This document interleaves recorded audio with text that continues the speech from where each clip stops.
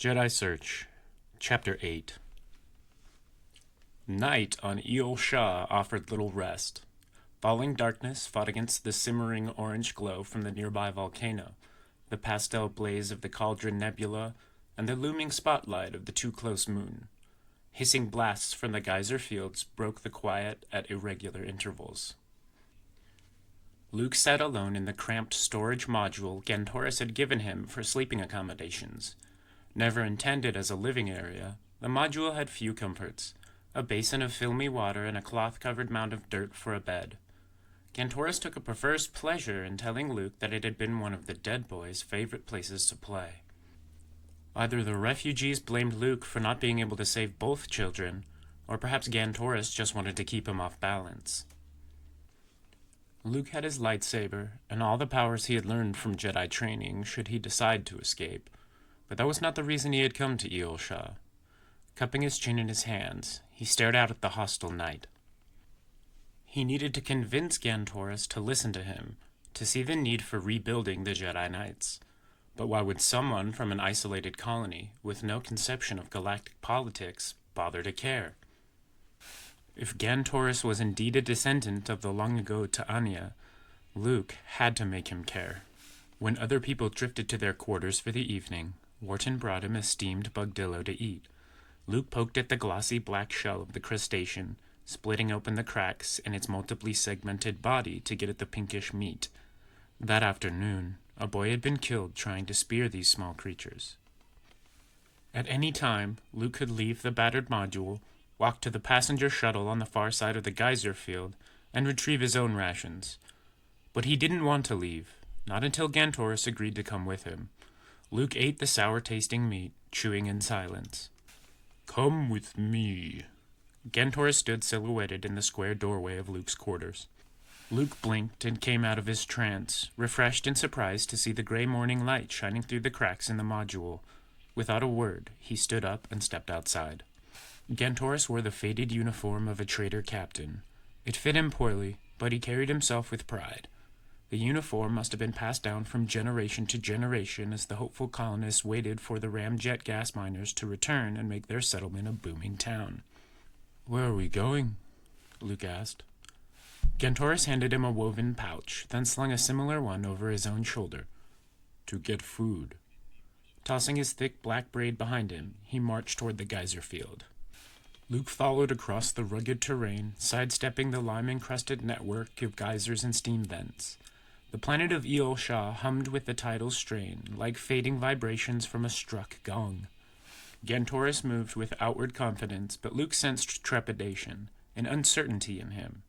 Luke decided this might be a good time to talk about the Force and its powers. "You must have learned something about the Order of the Jedi Knights," he began. "For 1,000 generations they served the Old Republic as guardians and keepers of order. I believe one of your own ancestors, Ta'anya, was the daughter of a Jedi. This is why I have come to you. She was among the people who established this colony on Eel Shah. The Emperor hunted down and killed all the Jedi Knights his assassins could find, but I don't believe he could have traced every descendant, every bloodline. Now the Emperor has fallen and the new Republic needs to re-establish the Jedi Knights." He paused. "I want you to be one of them." He gripped Gantoris' shoulder. The other man flinched and pushed Luke's hand away. Luke's voice took on a more pleading tone. "I want to show you the powers of the Force, the infinite doors it can open. With this new strength, you'll be able to hold the entire galaxy together. I promise we'll take your people and move them to a safe planet, one that seems like a paradise after Eel Shah." Luke realized he was proselytizing. Gantoris looked at him with dark, unfathomable eyes.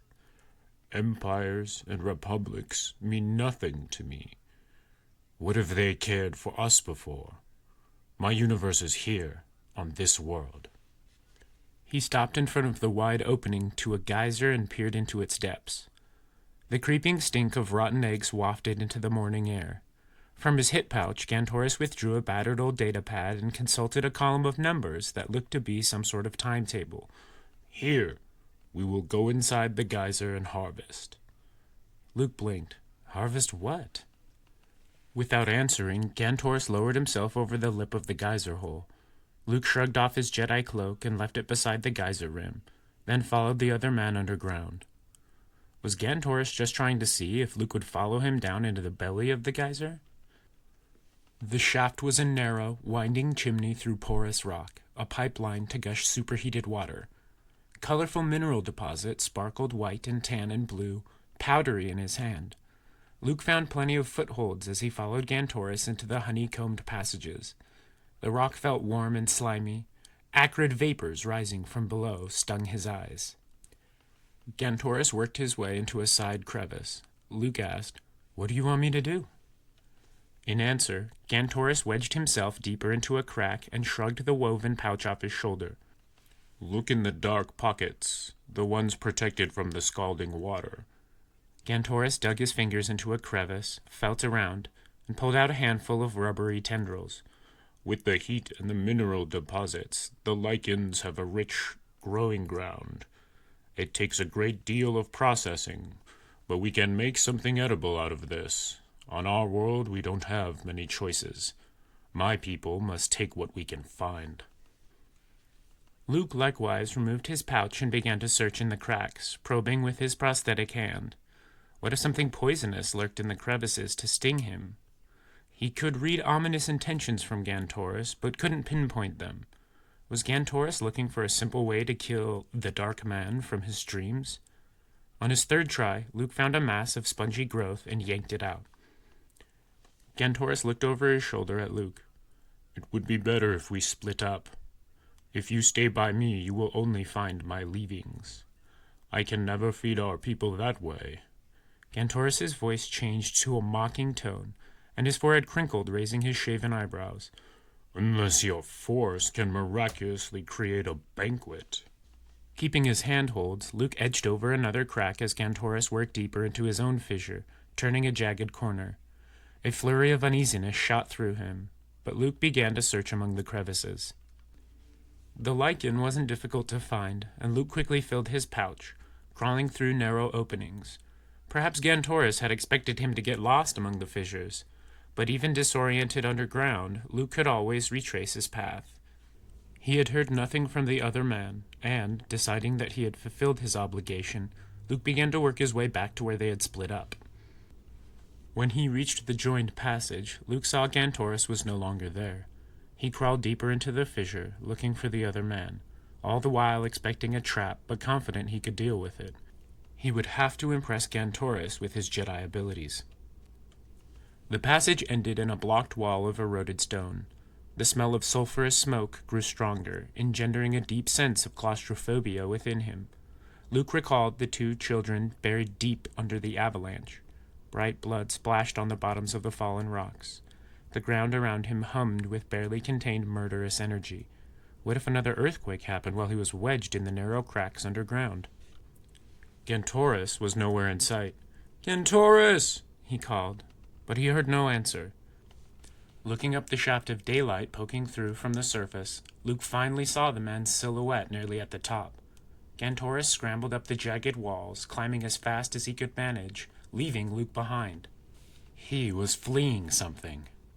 Luke sensed rather than heard the buildup of pressure deep within the planet. The water table heated against magma crouching near the surface, coming to a boil, rising up, finding the most direct way to escape. Gantoris had carried his own timetable. The geysers must erupt at regular intervals. He intended to trap Luke underground where he could be cooked to the bone by curtains of superheated steam. Luke grabbed for a handhold and hauled himself up, scrabbling with his boot for a place to rest his foot. He clambered up the bumps and corners of the chimney leading up. The heat increased around him, making it difficult to breathe. He gasped and blinked burning tears out of his eyes. Steam curled upwards, as if seeping out of the very rocks. His foot slipped, and he nearly plunged downward, but his prosthetic hand flashed out, grabbing onto an outcropping and refusing to let go. When he finally regained his balance, the outcropping crumbled to pieces. Luke had lost precious seconds. The light above shone brighter, urging him on. He held onto another corner, crawling up another few feet, reached out again. Briefly, he saw a shadowed head peer down into the geyser chimney, watching him. Gantoris. But he offered no help. Luke clawed his way up, ignoring his torn flight suit, climbing as fast as his limbs could carry him. Then he ran out of time. He heard the explosion deep beneath him, the rumbling roar of a plume of boiling water rushing to the surface. Luke braced himself and knew he had one chance. He had done this in Cloud City on Bespin, and during his training with Yoda, and other times.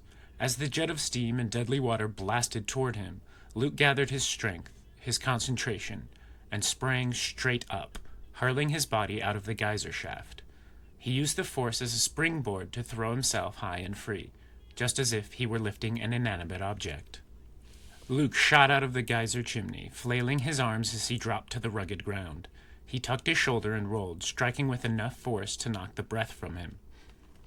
A second after he hit the ground, a wall of steam and superheated water belched from the geyser.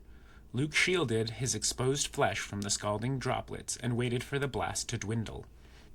The geyser eruption lasted several minutes. When Luke finally crawled to his knees, he saw Gantoris and the other people of Eel Shaw walking toward him, their faces grim as usual. They had set him up, trapped him, tried to kill him. But the anger faded quickly. Hadn't Luke challenged Gantoris to test him, to let him prove his intentions? Luke gathered his drenched Jedi cloak from the geyser rim and waited for them. Gantoris crossed his arms over his chest and nodded. His face looked wide and bleak without eyebrows or eyelashes. "You passed my first test, Dark Man." Luke sensed both eagerness and terror from the man. "Now come and face your last trial." As the people stepped forward to take him again, Luke did not resist. He had decided to take whatever risks proved necessary to rebuild the Jedi Knights. He hoped the risks would be worth it. It was like a religious procession. Gantoris in the lead, the people of Eel Shaw began a long march up the slope of the cracks of lava. Luke walked straight and proud, determined not to show fear, though the people had already proved their murderous intentions. Despite his Jedi training, he was in very real danger. The oppressive moon hung overhead like a gigantic fist. Spires of lava rock jutted out of the hillside like rotten teeth. Gantoris did not slow his pace when the slope took a steep turn, but he stopped when he reached a sheltered opening in the volcano wall. Overhead, a pall of smoke and ash hung in the air. "Follow me inside," Gantoris told Luke. The others filed past, continuing along the rugged path. Luke stepped after him. He needed to earn Gantoris' respect, if not trust. In this circumstance, Gantoris was making all the rules. Gantoris strode confidently down the narrow passage into the dense shadows. A lava tube blasted through the side of the cone to ease pressure from an ancient eruption. Up ahead, a fiery orange glow lit their way. Luke felt growing anticipation mixed with dread with each step they took. The lava tube spread out, revealing a boiling lake of fire. Through the fissure opened to the sky, and other openings led in gusting cross drafts. The chamber felt like the blast of an oven. Luke ducked his head, trying to shield his face with the damp Jedi hood, but Gantoris seemed unaffected. Squinting through noxious gases belching from the lava, Luke watched the other people arrive on the far side of the chamber, lining up and waiting, all faces turned toward him. Gantoris had to raise his voice over the growling sounds of the churning magma. "Walk across the fire, Dark Man. If you reach the other side safely, I will allow you to teach me whatever you wish." Without waiting for a reply, Gantoris disappeared back into the darkness of the lava tube. Luke stared after him for a moment, wondering if Gantoris could be serious. But then he noticed dark objects in the blaze of bright lava. Hard stepping stones of denser rock that did not melt but made a precarious path across the lake of fire. Was Gantoris testing his courage? What did the man want? And what did his dreams of a demonic dark man portend? Luke swallowed, but his throat was dry as parchment. He stepped to the edge of the simmering lava. The stones beckoned, but common sense warned him to go back, to return to his shuttle and fly away. He could find other candidates for his Jedi Academy. 3PO and R2 must have uncovered some leads by now, and he himself had another possibility on Bespin. Luke hadn't even tested Gantoris yet. Why should he risk his life for someone who might or might not actually have Jedi potential? Because he had to. Forming a new order of Jedi Knights would be difficult, and if he flinched from the first test of his powers, how could he consider himself worthy of attempting such a task? Impossible heat swirled around him. Stepping to the edge of the fire, Luke looked at the broken sky above him. Then he set his foot down on the first stepping stone. It supported his weight. Luke looked ahead, fixing his gaze on the opposite side. The gathered people kept watching. Lava bubbled around him, belching noxious gases into the air. He tried to breathe in shallow gasps. He took another step. The other side seemed very far away. Blinking irritated tears from his eyes, he counted the stones ahead of him. 14 more. Luke stepped to the next one. Gantoris appeared on the far side, joining the other refugees of Eol Shah. Luke didn't expect them to cheer him on, but they remained too eerily silent. Another step. Around him the lava gurgled like the belly of a giant beast, a hungry beast. Luke moved another step, then another. A tendril of euphoria began to rise within him. This wasn't as difficult as he had feared. He would be able to pass this test. With reckless courage and speed, he strode to the halfway point. Then the lava began to bubble and hiss more forcefully, gushing as something stirred below. The volcanic chamber throbbed with the sound that drummed from just below his range of hearing, but enough to vibrate his teeth. He felt his stomach plunge with apprehension. He tensed, waiting to see what horror awaited him. Something lived within the lake of lava. Something moved. Suddenly, a serpent-like creature burst above the surface, hissing like rocket fuel caught on fire. The fireworm had a triangular head and pointed ear tufts. Crystalline scales armored every inch of its body. Its wide eyes were jewels glowing with a fire of their own. Insulated air intakes sucked in the hot atmosphere, filling bladders deep within the creature's core and making it rise to the surface of the lava pool, huge and fierce. The silicon armor plates glittered like mirrors in the firelight. Luke kept his precarious balance on the stepping stone, avoiding sudden death in the molten rock, then leaped to the next rock. As the fireworm rose and coiled above him, he knew he could never outrun the monster. He stopped and found secure footing.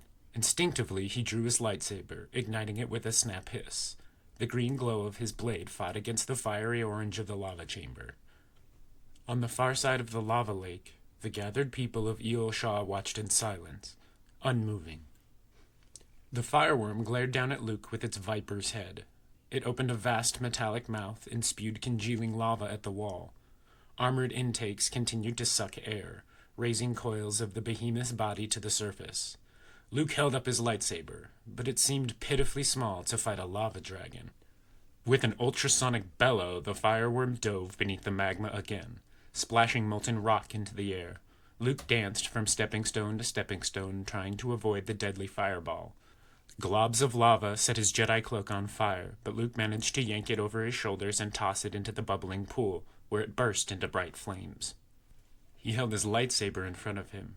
His eyes widened. He reached out with his Jedi senses, trying to second-guess the creature. His every nerve was tuned, ready to respond, but he saw only the restless surface of the lava.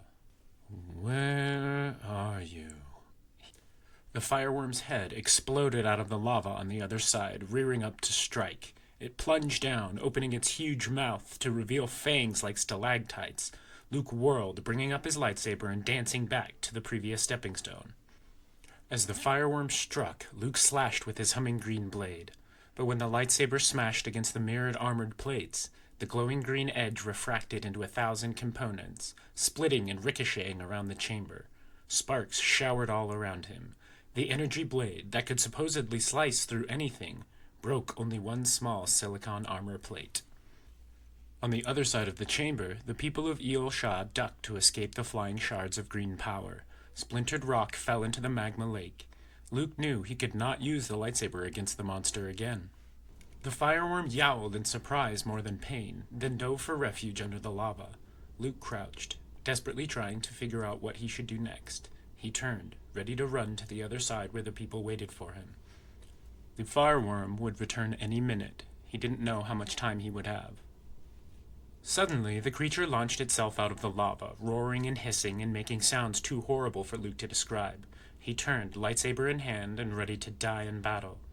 But now the monster had no interest in him at all.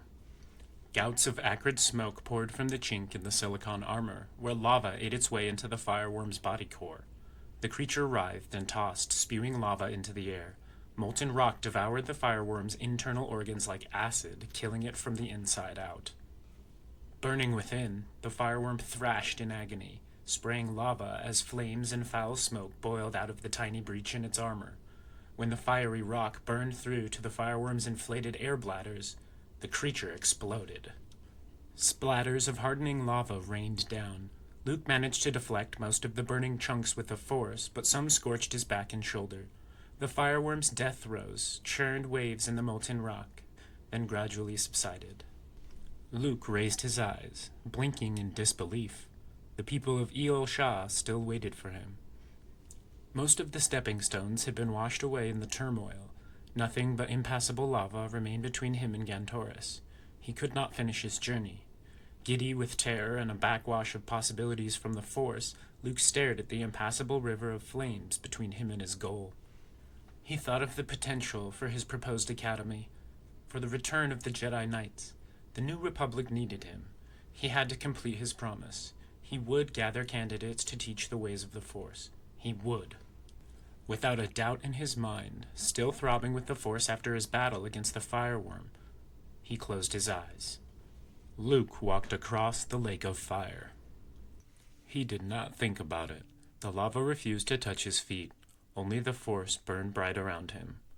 One step after another, he strode across the flaming rock, letting himself see nothing but his goal until he stood again on solid ground on the far side of the lake of fire, with Gantoris and his people. When he reached safety, he nearly collapsed with relief, but he could not allow himself to show a change of expression. He tried not to think about what he had just done. Gantoris stood before him, an expression of awe on his broad face.